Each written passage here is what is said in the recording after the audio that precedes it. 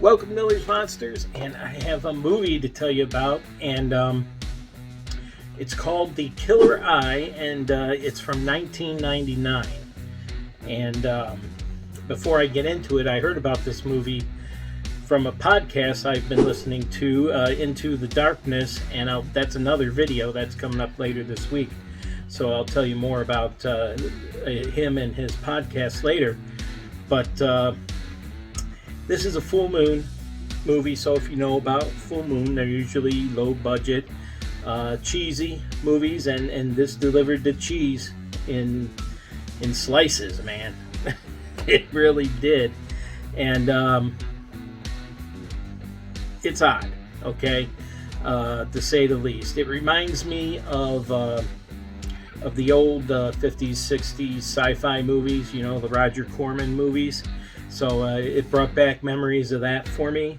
And the plot is a scientist is trying to catch a glimpse of the eighth dimension. So he's developed this chemical.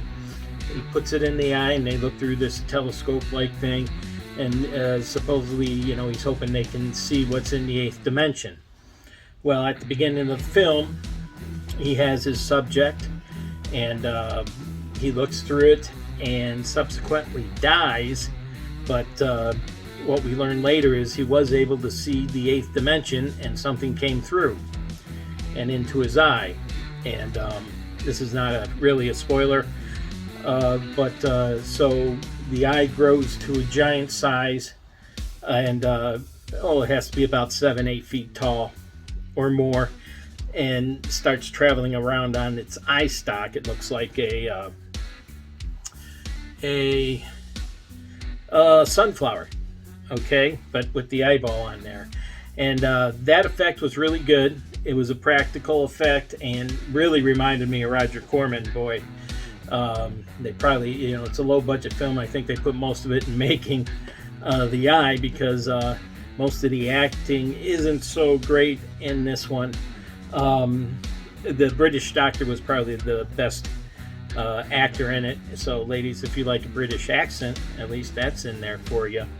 But anyways, this eye comes, grows up, becomes a man eye, and wants to procreate, wants to spread his offspring all over the new world. So he spends his time, I assume it's a he, because he spends the time chasing the women in this apartment, and tries to procreate with them, or make whoopee.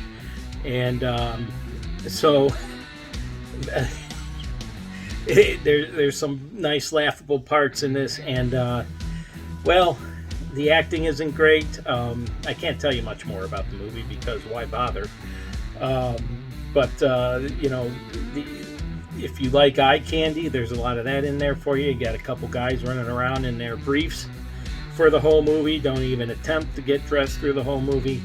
And then, of course, there is some female sexiness in this, some nudity in this, because, the eye has to, try and make love to these women, and apparently he's a pretty good lover. And the plot, well, isn't that great, but if you like watching guys run around in their boxers, you might like this movie. If you like a British accent, you might like this movie. If you like women nudity, you might like this movie. If you like good movies and a good plot, you're not going to like this movie. But I did, because I like bad movies, I like creature features, and I don't really care about the plot or the acting. So I'm going to give this, though, a 2 out of 5, because it's really a movie you have to appreciate bad movies and creature features and to really like. So there you go. If you want to check it out, go ahead. It's free on Tubi, so it's not going to cost you nothing but an hour and a half. And if I didn't do this one would be up for the Bad Movie Challenge. So I'll just leave it with that.